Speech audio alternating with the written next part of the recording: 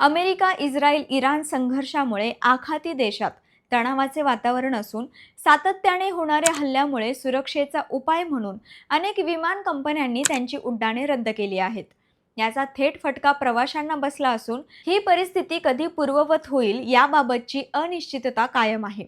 तुम्ही किंवा तुमच्या परिचयातील कुणी आखाती देशातील युद्धात अडकलं असेल तर ट्रॅव्हल इन्शुरन्सचा तुम्हाला कसा फायदा होऊ शकतो आणि त्याचे नियम काय त्याबद्दल जाणून घेऊयात. देशांतर्गत प्रवासावेळी ट्रॅव्हल विमा अनिवार्य नाही, परंतु अनेक आंतरराष्ट्रीय प्रवासावेळी प्रवाशांना वैध विमा असणे आवश्यक आहे. त्यामुळे दुबई, कतार, कुवेत किंवा अन्य आखाती देशात कामानिमित्त किंवा फिरायला गेलेल्या सर्वांकडे विमा असेल.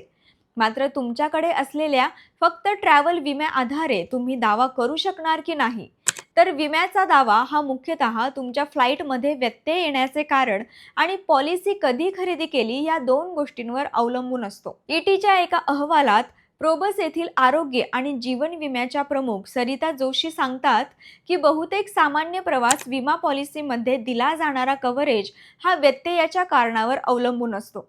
भूराजकीय तणावामुळे अचानक हवाई क्षेत्र बंद झाल्यामुळे जर प्रवासी दुबई, इराण, कतार किंवा मध्य पूर्वेतील इतर भागात अडकले असतील तर हे प्रवासी प्रवास विलंब, प्रवासातील व्यत्यय किंवा चुकलेल्या कनेक्टिंग फ्लाईट फायद्यांच्या अंतर्गत दावा करू शकतात. पण या सर्व घटना घडण्यापूर्वी पॉलिसी खरेदी केलेली असणे आवश्यक आहे. पण काही तज्ज्ञांच्या मते जर विमान सेवेतील व्यत्यय हा गृहयुद्ध, अंतर्गत अशांतता किंवा सशस्त्र संघर्षामुळे उद्भवला असेल तर ते प्रवास विमा फायद्यांच्या अंतर्गत कव्हर केले जात नाही. प्रवास विम्यांमध्ये वॉर एक्सक्लुजन कलम काय आहे?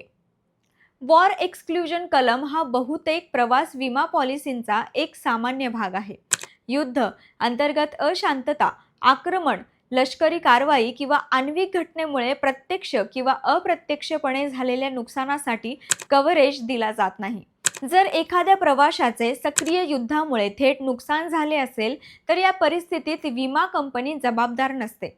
पण कोणतीही पूर्वकल्पना न देता सुरू झालेलं युद्ध, अचानक एअरस्पेस बंद होणे किंवा सावधगिरी म्हणून मार्ग बदलणे यासारख्या प्रकरणांमध्ये परिस्थिती कधी सामान्य होईल याची खात्री नसते.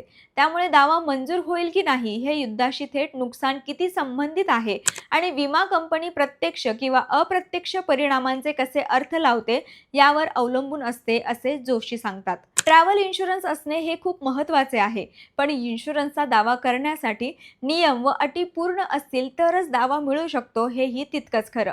तर अशाच वेगवेगळ्या माहिती जाणून घेण्यासाठी पाहत रहा लेट्स अप मराठी.